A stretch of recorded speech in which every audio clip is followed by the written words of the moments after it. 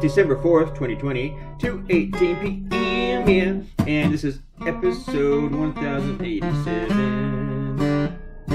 No, that was last episode. This is episode 1088.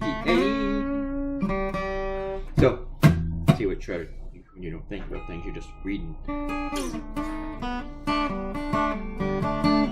So the new defense bill is over $700 billion, and they've been over $700 billion since before Trump came into office.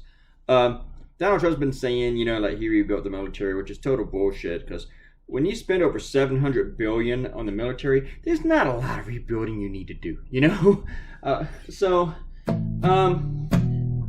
but he's threatening to veto this year's bill funding the military, with over $700 billion.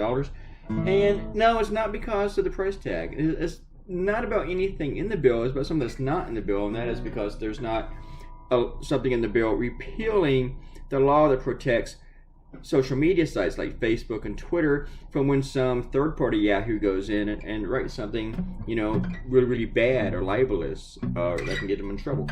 It's like if you have like a Twitter, let's say you own Twitter, and then some orange idiot comes in and says something really, really racist and some conspiracy theory, and then you might get in trouble for that. But not with this law, because the law says the idiot that posted that would get in trouble with it. But Donald Trump wants this law repealed so that they can go after these places for whenever third parties put stuff about him that he doesn't like. It's not really about misinformation, nothing like that. They think that their free speech is being attacked because they can't post lies and conspiracy theories on these sites. So, what does this have to do with the military? Nothing. It's like one of the last times that Donald Trump can extort a bill, can use a bill for extortion. And it's going to be this military one when he says, oh, I respect the military so much. This is the same motherfucker that says people who signed up are suckers and losers. But what really, really got Trump upset last week was after he did that press conference with the little tiny desk, the hashtag Diaper Don started trending. And then he sent out this tweet saying that, these trends are fake. Twitter's just making them up. Like he thinks Twitter has a personal war with him. They're out to get him. Because they don't like all this bullshit. He's talking about using their site to post bullshit, So, basically, he was really, really upset about the Diaper Don hashtag. Which is, if you want people to stop accusing you of being a baby, then stop acting like a fucking baby. So, I got this idea while I was taking a walk last night. And I don't know, I liked it, I dig it, but I wasn't too sure if I should do it. I was wondering if I should find a different idea on this subject. But I realized anything I do is going to end up with Donald Trump in a diaper, so let's go ahead and go with it. But I slept on it, and I started working on about 6 a.m. When I woke up. I still looked at it for like 30 minutes. And even after I sketched it out with the initial sketch, I was still on the fence about it. Mostly because I was just like, I got him in a diaper here, and I know a lot of clients are not going to run it or whatever. But yeah, it's like, fuck it, let's do it anyway. Let's do it anyway. I had a client recently drop me.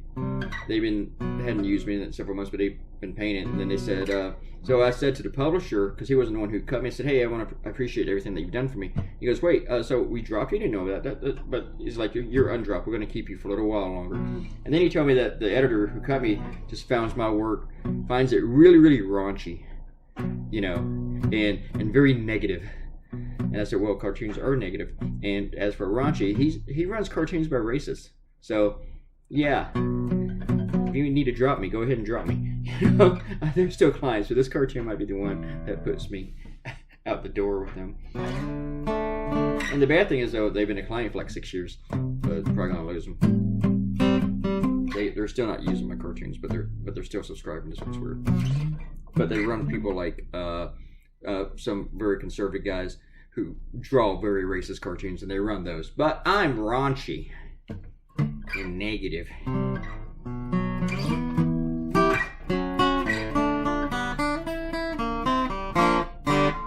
And the bad thing is, this client used to be like an alternative weekly. These are people that's not really worried about that kind of stuff, about being dangerous and risque. But I guess this one's changing. They are in Utah, so there's that.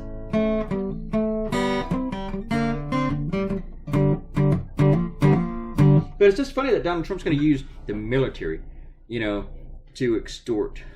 And these people, they're the ones that talk about being patriots, or Republicans, And of course, they've been hypocrites with that for years, when they supported a candidate endorsed by Vladimir Putin. So anyway, I got to do my CNN cartoon. I got to talk to my editor, and this is why I'm making the video now. Figured I'd do it before I talk to him. See which of the two ideas he wants, that I said that he wants. Because I know he's going to want one of those two. Unless he changes his mind about all of them. But I don't know. I hope not. Anyway, goodbye.